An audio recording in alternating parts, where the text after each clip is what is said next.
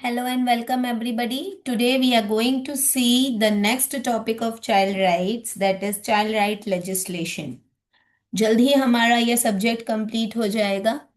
सो child right legislation का मतलब होता है कि बच्चों की राइट्स और लेजिस्लेशन हम हमारे सोशल लेजिस्लेशन के पार्ट में ऑलरेडी देख ही चुके हैं कि उसका क्या है। अगर जिन लोगों को नहीं आ रहा है तो प्लीज़ इसका रिकैप आप हमारे पुराने वीडियोस को देख लीजिएगा। एक क्विक रिकैप आपका हो जाएगा। अब देखिए चाइल्ड राइट लेजिस्लेशन में हम सबसे ज्यादा क्या टॉपिक देखेंगे। भाई देखिए, सबसे पहले तो हमें यह समझना जरूरी है कि चाइल्ड क्या है। Who is a child? Okay, बच्चा कौन है। तो देखिए, अब तक हम लोग जितने भी क्लासेस करते हैं उसमें हमको समझ आया 18 साल से कम उम्र जिसकी भी है उसे बच्चा घोषित किया जाता है अकॉर्डिंग टू यूएन। ठीक है ना। यूएन के अकॉर्डिंग ग्लोबली किसी किसी कंट्रीज में अंडर 15 ईयर्स इज चाइल्ड, 15 साल के ऊपर वो एडल्ट ले लेते हैं, बट हमारे भारत में आज भी after 18 years only you become adult. तो 18 साल के अंदर के बच्चे, अंदर के जो भी व्यक्ति हैं वो चाइल्ड हुए। ओके। सो उस और फिर उनका क्या अधिकार है, राइट्स ऑफ द चाइल्ड। और फिर वो क्यों बच्चे का राइट बोल रहे हैं, because ultimately it is the human right. Okay, तो इस चीज को समझना जरूरी है। फिर इसके अलावा कौन सी ऐसी चीजें हो रही हैं जिसमें राइट्स जो है अलग अलग रोल प्ले कर रही हैं। इसके साथ साथ में कौन सी ऐसी जनरल बॉडीज है जो चाइल्ड राइट्स को फ्रेम करती हैं और इनके अंतर्गत क्या क्या चीजें हैं। जैसे अगर आप यहाँ सामने नाम देख रहे होंगे, UNCRC, United Nations Child right Convention. फिर UNICEF, United Nation International Children's Emergency fund.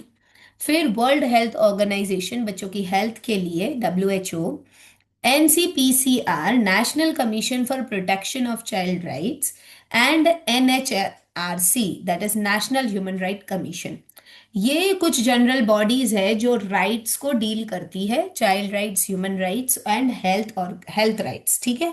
तो इस पर जब हम पढ़ेंगे तो हमें इन बॉडीज के बारे में पूरी इंफॉर्मेशन होनी चाहिए। जब आप इसके नोट्स बनाएं या आप इसका असाइनमेंट अगर बनाते हैं तो मैं आपसे ये एडवाइस करूंगी कि आप यूएनसीआरसी के बारे में पूरी बुक में, मतलब इस सब्जेक्ट की बुक में पूरा जो भी यूएनसीआरसी के बारे में आपको समझ आ रहा है उसको पूरा आप समझें। फिर यूनिसेफ को समझें, डब्ल्यूएचओ को समझें, एनसीपीसीआर क्या है उसको समझें, एनएचआरसी क्या है उसको समझें। और उसके अंदर कौन से एक्सप्लॉयटेशंस आते हैं और कौन सी राइट्स आ रही है, कब ये राइट्स इम्प्लीमेंट हुई और भारत में कब ये राइट आई। ठीक है ना। इतनी चीजों का एक लिस्ट बना लें और या तो टेबल बना लें या प्लानर बना लें, जैसा भी कुछ है।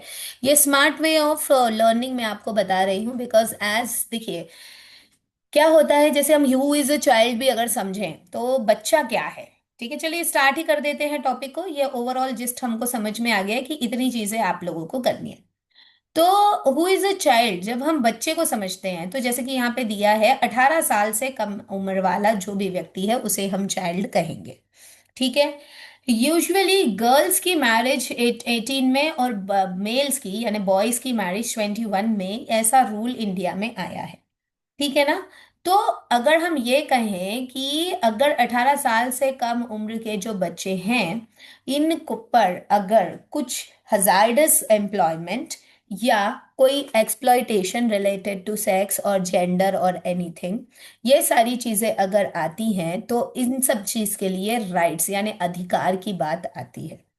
और अगर एकदम न्यूबॉर्न बेबी और जो कि बिल्कुल पूरी तरीके से डिपेंडेंट है किसी पर, न्यूबॉर्न बेबी, क्योंकि वो ना खुद की रक्षा कर पा रहा है ना कुछ कर पा रहा है, ऐसे बेबी को मृत्यु तक पहुंचा देना यानी इन्फेंटिसाइड, चाहे फीमेल हो या जनरल इन्फेंटिसाइड हो, वो उस बच्चे को भी जीने का अधिकार है। उस बच्चे का भी कुछ राइट है। तो ये सारी चीजें चाइल्ड राइट के अंतर्गत आती है। तो चाइल्ड क्या है, बच्चा क्या है, बच्चे की जो बौद्धिक क्षमता, जो मैं अभी आपको एक्चुअली बताना चाह रही थी कि एक टाइम पीरियड आता है, जैसे मैं ये स्मार्ट स्टडी के बारे में आप लोग को बता रही हूँ, वो ये बता रही थी कि एक टाइम पीरियड जो बच्चा होता है ना is a blank slate, child is a blank slate. तो उसको ना दुनियादारी की बहुत सी बातों की जानकारी नहीं होती, लेकिन जैसे जैसे हम बड़े होते जाते हैं हमें दुनियादारी की बहुत सी जानकारी समझ में आती है। हमारे दिमाग में जो है, माइंड में, ब्रेन में बहुत सी चीजें भरना स्टार्ट हो जाती है and we start forgetting many things. ठीक है ना। तो ऐसे ही जब हम इतने साल से पढ़ते आ रहे हैं बहुत सी चीजें, तो हम भी बहुत सी चीजें भूल जाते हैं। तो अगर हम लर्निंग, बाय हार्टिंग, मार्किंग अप ये सारी चीजें करेंगे ना, तो मुझे नहीं लगता कि आप हर एक चीज याद रख पाएंगे, क्योंकि आपको बहुत सी चीजें याद रखनी है। So try to do smart study, make tables, make charts, और ये सारी चीजें आप इसको बनाइए ताकि आपको चीजें रिमेंबर हो और आप अपने शब्दों में आंसर्स जो हैं उसे लिख सके। यही मैं आपको बता रही थी। सो इस ये जो मैंने आपको अभी एक्सप्लेन किया, उससे ही मैं जिस्ट निकालती हूँ वापस टॉपिक में वापस आने के लिए, कि बच्चा जो है, जो चाइल्ड है, वो ये समझिए आप कि वो एक ग्रोइंग अप स्टेज है। जैसे कि हम लोगों ने यूनिट 1 ब्लॉक 1 में पढ़ा है पूरे कोर्स का, जो है कि बच्चा जो है एक ग्रोइंग अप स्टेज है। ठीक है ना।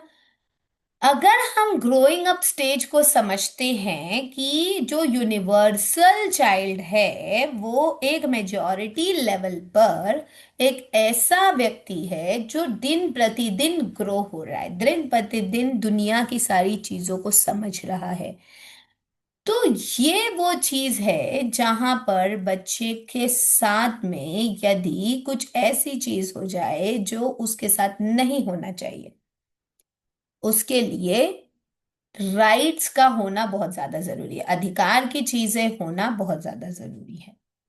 तो यूजुअली हम समझ रहे हैं कि क्या क्या चीजों पे राइट्स की जरूरत है। एक तो चाइल्ड लेबर, एक तो जस्टिस, जुवेनाइल जस्टिस, ठीक है, और एजुकेशन, राइट टू एजुकेशन बच्चे के होना चाहिए, 6 से 14 साल की उम्र के बच्चों को प्रॉपर एजुकेशन मिले, और सेक्सुअल एक्सप्लॉयटेशन ना हो। ये सारी चीजें बहुत ज्यादा जरूरी है।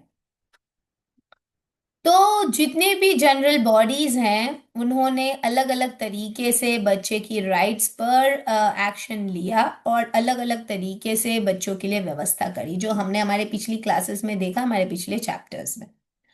सबसे पहला अगर हम राइट बोले तो राइट्स की अगर हम गिनती करने बोले कि भाई चाइल्ड राइट्स बताओ क्या क्या चाइल्ड राइट्स हैं, सो यहां से हम शुरू करते हैं। सबसे पहली चाइल्ड राइट आती है राइट टू सर्वाइवल। भाई सबसे पहले जीने का अधिकार है, अगर जीने ही नहीं देंगे कि तो आगे की राइट ही कहाँ से मिली, है ना। तो सबसे पहली राइट आती है राइट टू सर्वाइवल। अब जब बच्चा जी गया तो भैया ग्रो डेवलपमेंट, भैया उसको बढ़ने का और खुद को ग्रो करने का पूरा अधिकार है। ठीक है।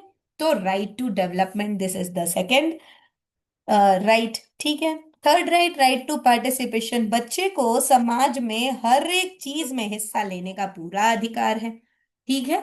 गणतंत्र दिवस से लेकर हर तरीके की जो एक्टिविटीज है, इनफैक्ट अगर झाड़ू भी लगाने की एक्टिविटी हो रही है तो हर किसी को उसमें हिस्सा लेने का, पार्टिसिपेशन का पूरा अधिकार है। इसीलिए तो हमारे भारत में अनशन और पता नहीं क्या क्या उसमें बच्चों को भी बिठा देते हैं। भाई अधिकार है, अधिकार के बल पर बहुत सी चीजें हो रही हैं। पॉजिटिव रहे सारी चीजें तो देश का भला होगा और देश आगे बढ़ेगा। अगर कुछ नेगेटिव है तो वो नेगेटिविटी ही फैलाएगा। ठीक है। चलिए, ये तो एक जनरल सी बातें थी। तो नेक्स्ट, राइट टू प्रोटेक्शन, हर एक व्यक्ति को अपने आप को प्रोटेक्ट करने का पूरा अधिकार है। तो ये चार बेसिक राइट्स है, right to survival, right to development, right to participation and right to protection. इसको आप ऐसे निमोनिक्स बना सकते हैं, SDP2, survival, development, participation and protection, right. तो ये चीजें बहुत ज्यादा जरूरी है। चारों राइट्स जरूर जरूर पेपर में लिखिएगा ताकि आपको समझ में आए कि राइट्स क्या है ना। फिर इसके बाद हम आगे समझेंगे कि ये जो राइट्स है इनका प्रॉपर फ्रेमवर्क क्या है। तो देखिए, जो बच्चे का अधिकार है ऑब्वियसली वो चीज बड़े होकर बड़ों को भी, मतलब जब बच्चा बड़ा होगा तब वो वही चीज उसका भी अधिकार होगा, बस यही है कि वो ह्यूमन राइट्स में कन्वर्ट हो जाता है। 18 साल के बाद वही राइट्स ह्यूमन राइट्स में कन्वर्ट हो जाता है, तो फिर UNHRC, ह्यूमन राइट कन्वेंशन के अंतर्गत आ जाता है। तो बचपन में उसे वो राइट मिली है तो वो कैरी फॉरवर्ड हो जाती है आगे, है ना। तो चाइल्ड राइट कन्वेंशन और यूनिसेफ जो है वो ये कहता है कि right to life, right to survival, right to development, right to for concerning authority और identity and right for protection, ये कुछ राइट्स है जो यूनाइटेड नेशंस यानी संपूर्ण विश्व में ह्यूमन राइट्स के अंतर्गत आता है। ठीक है। अब नेक्स्ट जो हम ये देखेंगे कि भारत में जो कल्चरल चाइल्ड राइट्स है वो क्या है। अलग अलग लोगों ने अलग अलग तरीके से राइट्स को बताया। हमारे भारत में रेसिज्म नहीं है, लेकिन हमारे भारत में क्लास और कास्ट सिस्टम है। तो भारत में caste system, class system, language, culture और इन सारी चीजों पर लेते हुए चाइल्ड रेयरिंग प्रैक्टिसेस होती है। मतलब एक बच्चे की अपब्रिंगिंग, उसका जाति, उसका समाज, उसकी बोली भाषा, उसका जो कल्चर है, ट्रेडिशन है, कस्टम है, रीति है, रिवाज है, इसके अकॉर्डिंग उनकी अपब्रिंगिंग होती है। तो उसके अनुसार उनका जो राइट्स है वो राइट्स कहलाता है। यूजुअली सिविल राइट्स क्या होता है? सिविल राइट्स का मतलब होता है वो राइट्स जहां पर हर एक व्यक्ति को सामाजिक दृष्टिकोण से हर एक राइट मिलता है। जो सामाजिक राइट्स है वो अलग है, यानी एक समाज का ये अधिकार है, वो राइट अलग है। लेकिन अगर पूरे विश्व या देश की, अगर हम भारत देश सिर्फ की बात करें, तो जो सिविल राइट्स उसके अंतर्गत आती हैं वो पूरी राइट्स उसको मिलनी चाहिए। नेक्स्ट आ जाता है पेरेंटल केयर। पेरेंटल केयर जो होता है वो ये है, हर एक बच्चे को उसके माता पिता के पास रहने का पूरा अधिकार है। यदि कोई माता पिता अपने बच्चे को या किसी भी बच्चे को इधर उधर व्यवस्था कर दें, आप समझ रहे हैं हम क्या कहना चाह रहे हैं, चाहे तो जन्म देने के बाद में उनके केयर नहीं कर पाना ड्यू टू इकोनॉमिक और ड्यू टू सोशल इफेक्ट्स, तो उस बच्चे को पूरा अधिकार है कि वो अपने माता पिता के पास रहे। तो पेरेंटल केयर का पूरा अधिकार बच्चे को होता है। ये 90s के जमाने में बहुत से ये वाले प्रॉब्लम्स आए, कभी बच्चा इधर मिल रहा है उधर मिल रहा है, तो ये राइट्स उस समय बहुत ज्यादा एक्टिव और इम्प्लीमेंट हुई थी। इसीलिए तभी ये राइट आई थी, राइट टू पेरेंटल केयर, है ना। जैसे कभी बच्चे का जन्म हुआ, कहीं कचड़े के डिब्बे के पास मिल रहा है, कहीं मंदिर में मिल रहा है, कहीं पानी के पास मिल रहा है, तो ये सारी चीजें बहुत हो रही थी उस समय। और अब तो काफी रेयर है, बहुत ही रेयर हो रहा है ये सारी चीजें, इधर बच्चा मिलना उधर बच्चा मिलना, ये सारा चीज अब आजकल तो नहीं हो रहा है, क्योंकि आजकल बहुत सी चीजें नॉर्मल और कॉमन कर दी। आजकल पेरेंट्स ही इतने ज्यादा एडवांस हो जा रहे हैं कि ऐसा नौबत ही नहीं आ पा रही। पहले क्या है कि ये चीजें दबा के रखती जाती थी, तो इसीलिए बच्चे को इधर उधर कर दिया जाता था। पर अब ये पेरेंटल केयर की राइट्स आने के कारण ये चीज जो है वो सोसाइटी में निग्लेक्ट होती जा रही है। ठीक है, लेकिन ये पहले थी ये राइट्स। ओके, मतलब पहले इस राइट ये सॉरी पहले ये राइट नहीं थी, इसीलिए इन चीजों की जरूरत थी। अब ये है इकोनॉमिक एक्सप्लॉइटेशन। इकोनॉमिक एक्सप्लॉइटेशन का मतलब होता है कि जहां पर इकोनॉमी जो है वो एक्सप्लॉइट हो रही है। अगर हम इकोनॉमी की बात करें तो वॉयलेशन जो है वो राइट्स का एक टाइप है। यहाँ पर सोशल, कल्चरल और इकोनॉमी अफेक्ट करती है, as per child labour, as per different types of social, mental, emotional, and psychological effects, as per national policy, and as per the different types of skills involved in the society. अगर हम बच्चे को देखना चाहें national policy के अंतर्गत, जहां पर बच्चे की राइट्स जो है वो अफेक्ट ना करे, इसलिए वहां पर एक्सप्लॉइटेशन होना अनिवार्य है। तो अगर बच्चे का एक्सप्लॉइटेशन नहीं हो रहा है तो राइट्स की जरूरत ही नहीं है ना। तो अगर इकोनॉमिकली, सोशली और कल्चरली बच्चे की एक्सप्लॉइटेशन नहीं हो रही है तो राइट्स की जरूरत नहीं है। तो राइट्स की जरूरत कब पड़ेगी? जब वहां वायलेशन हो, जब वहां एक्सप्लॉइटेशन होगा। कोई भी बच्चा अगर फिजिकली, मेंटली, सोशली, इमोशनली या साइकोलॉजिकली अफेक्ट कर रहा है, तो फिर बच्चे को एक्सप्लॉइटेशन वाली राइट्स की जरूरत पड़ती है, इकोनॉमिक एक्सप्लॉइटेशन। ठीक है। Next, right to protection against exploitation as well as sexual abuse. यहां से प्रोटेक्शन मिलना बहुत ज्यादा जरूरी। This is a biological urge. Okay, और ये बायोलॉजिकल अर्ज को फुलफिल करने के लिए different types of sexual activities are happening in where the kids और the child is a substitute.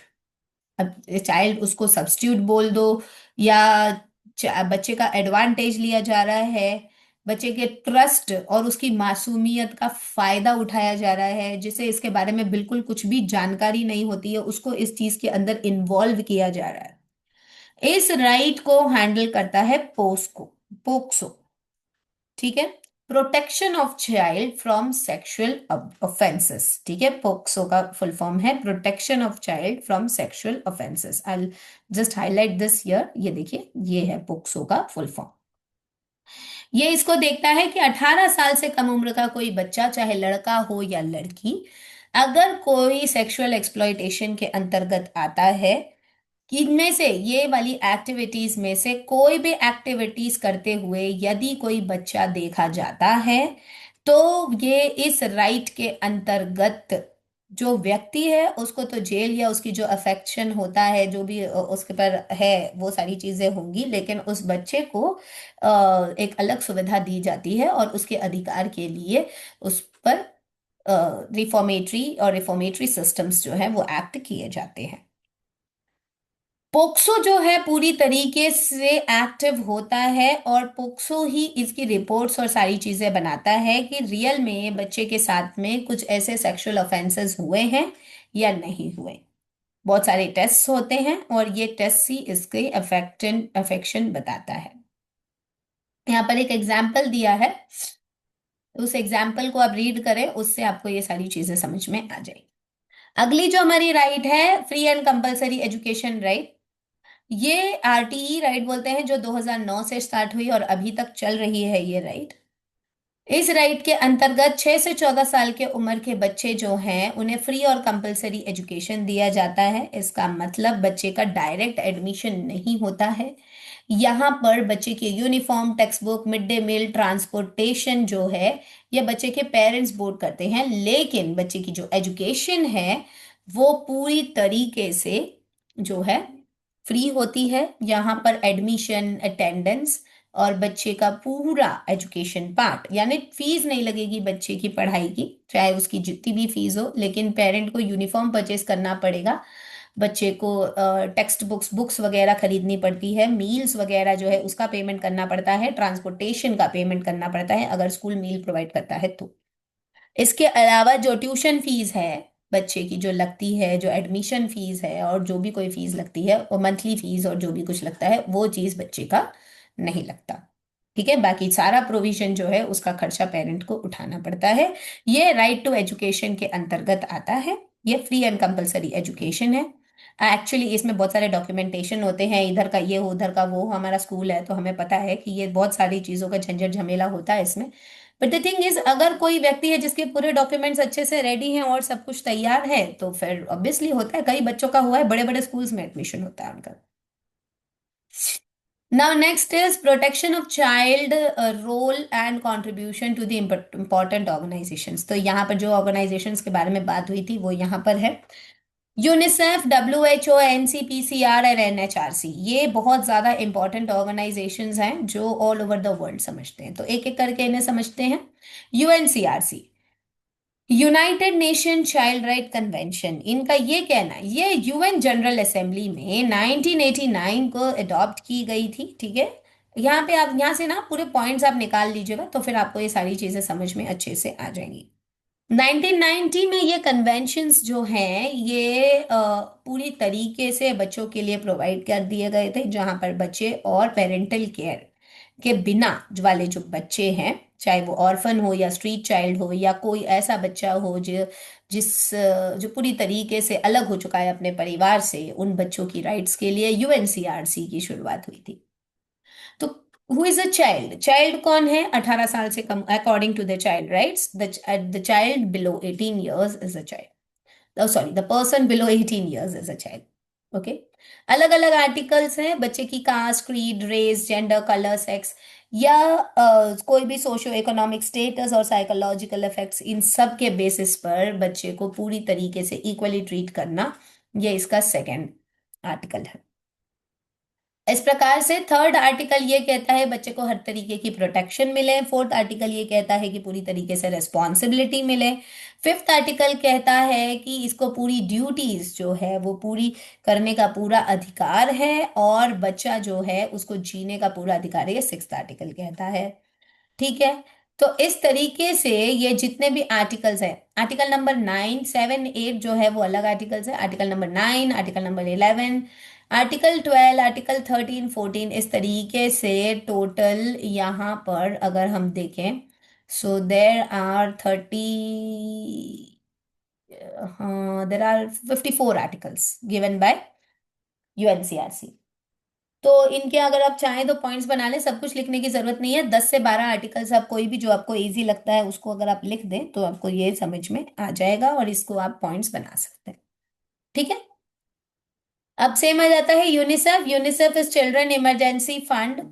अब यहाँ पे क्या हो रहा है कि वर्ल्ड वॉर 2 के बाद में बहुत से बच्चे जो है वो अनाथ हो गए थे, यानी ऑर्फन हो गए थे। बहुत से बच्चे स्ट्रीट चाइल्ड हो गए थे, है ना। और ऐसा कि उनको फंड्स की बहुत ज्यादा जरूरत थी, तो वहां पर फंड्स के लिए चाइल्ड लेबर स्टार्ट हो गया, है ना। लोगों ने बच्चों को काम देना स्टार्ट कर दिया, और लेकिन वो उनको अफेक्ट करते करने लगा, ठीक है ना, उनके लिए नुकसानदेह हो गया। इसीलिए यूनिसेफ का निर्माण हुआ 1953 में। और यूनाइटेड नेशन सिस्टम जो है ये war victims, natural catastrophe, poverty वाले जो बच्चे हैं उनके लिए फंड्स इकट्ठा करने लगा। Child labour, child trafficking, child conflicts, emergencies, justice, parental care बिना वाले बच्चे, with child children without parental care, कोई बच्चा जिसके साथ सेक्सुअल एक्सप्लॉयटेशन हुआ है उसको भी फंड्स की बाद में जरूरत पड़ती है।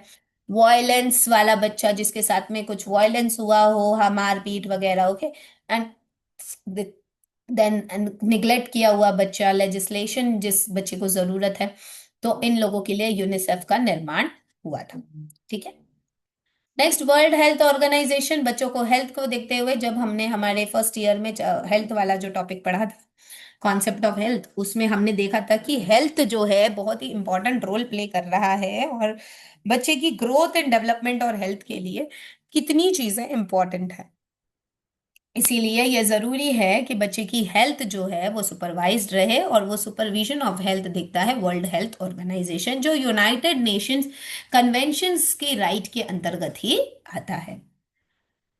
नेक्स्ट आता है national Commission for the protection of child right, that is NCPCR. Child right की जो प्रोटेक्शन है, मतलब बच्चे की प्रोटेक्शन, किन किन चीजों से प्रोटेक्शन होना चाहिए बच्चों की। एक तो different types of exploitation and abuses. ठीक है, एक्सप्लॉयटेशन और अब्यूज, इन दोनों से बच्चे की प्रोटेक्शन हो, इसके लिए एनसीपीसीआर की संस्थापना हुई। एक्सप्लॉयटेशन के किन किन टाइप का हो सकता है, मेंटल, फिजिकल, इमोशनल, इन टाइप के एक्सप्लॉयटेशन होते हैं। हर एक एक्सप्लॉयटेशन जो है वो इफेक्टिव होता है, इन एक्सप्लॉयटेशंस पर असर पड़ता है बच्चों का, और इसीलिए इनको लॉज की जरूरत पड़ती है। ठीक है। और इसके साथ साथ में abuse, different types of sexual abuse, वो हमने उधर देखा था कि क्या क्या टाइप हो जाता है उसके अंतर्गत। तो वही चीज यहाँ पर भी प्रोटेक्शन के अंतर्गत आती है। एनएचआरसी, देखिए कोई भी चाइल्ड राइट है बाद में चल के ह्यूमन राइट बनने वाला है। तो ये जो ह्यूमन राइट है ये बन जाता है right to life, right to liberty, right to equality, right to dignity and right to protection as well. तो यहाँ पर जो एनएचआरसी है वो ये देखता है कि चाइल्ड राइट पूरी तरीके से फॉलो हुआ, तो अब इसको ह्यूमन राइट में कन्वर्ट कर दें। बच्चा जैसे ही 18 साल का होता है उसको ह्यूमन राइट के अंतर्गत कन्वर्जन अपने आप ही हो जाता है। ठीक है। अब यहाँ पे टीचर्स और बच्चों का क्या रोल है कि भैया बच्चों को जानकारी दें कि क्या आपका अधिकार है, क्या आपका अधिकार नहीं है, किस टाइप की चीजें अधिकार में आती है, and what all things are there in the right. The child should be a good listener, the child should discuss the problems at home, school and community. Parent teacher association में child rights का discussion होना ताकि सबको पता चले। Corporal punishment जो है उसको अवॉइड करना ताकि कोई एक्सप्लॉयटेशन या अब्यूज ना हो, स्कूल में कोई टाइप का अब्यूज या एक्सप्लॉयटेशन ना हो। स्टीरियोटाइपिंग लाइफ जो है उसको दूर रखें, बच्चों को सब चीज की जानकारी और नॉलेज दें हर तरीके से। क्रीड और कास्ट सिस्टम से दूर रखें बच्चों को, और हर तरीके का जो वायलेशन है उससे बच्चों को दूर रखें, बच्चे को सेफ एनवायरनमेंट दें, अपने आप राइट्स जो है वो एक्टिव हो जाएंगे। ठीक है। तो यहाँ पे हमारा जो सब्जेक्ट है वो कंप्लीट होता है आज। कल हम एंगेजिंग कम्युनिटी का इंट्रोडक्शन करके, और जो ये है कल से हमारा ये स्टार्ट हो जाएगा। तो फिर हम इसको अच्छे से जो है 16 तारीख के बाद ही समझेंगे। तो आज हमने इसको कंप्लीट कर दिया है, चाइल्ड राइट्स वाले चैप्टर को। Thank you very much all of you कि आप लोगों ने इतना सपोर्ट किया। पेपर 4 हमारा कल स्टार्ट हो जाएगा, फिर उसके बाद कंटिन्यू होगा 16 तारीख से। आप सभी लोग जो है अब 9 तारीख से अपने प्रैक्टिकल्स कंप्लीट करें। कुछ भी अगर आपको डाउट है तो आप एक बार मैसेज कर दीजिएगा मुझे, कुछ प्रॉब्लम है तो आप बता सकेंगे। 9 तारीख से आप लोगों की लाइव रिकॉर्डेड क्लास नहीं चलेगी। 16 तारीख में पेपर 4 हमारा स्टार्ट हो जाएगा, जो महाशिवरात्रि के बाद से। ठीक है, अच्छे से शिव जी का पूजन करें और उसके बाद से हम क्लास की शुरुआत करेंगे। ठीक है, अब हम विदा लेते हैं। आप लोगों की अटेंडेंस प्लीज व्हाट्सएप पे डाल दीजिएगा। थोड़ा आज मुझे जल्दी जाना है, इसलिए मैं यहाँ पे मैं अपने तरफ से नहीं डाल रही हूँ। आप सभी लोग प्लीज व्हाट्सएप पे अपनी अटेंडेंस डाल दें। कुछ डाउट हो तो फिर आप चैट बॉक्स में डाल दीजिए, सॉरी मैसेज में ही डाल दीजिएगा। और ये वीडियोस जो हैं, मैं 2 दिन वीडियोस डाल नहीं पाई थी, अपलोड नहीं कर पाई थी, तो आज मैं पुराने वीडियोस डालूंगी। इस वीडियो को मैं कल अपलोड कर दूंगी। ठीक है, thank you very much all of you. Do take care of yourselves. Let us now see you all tomorrow. Bye bye.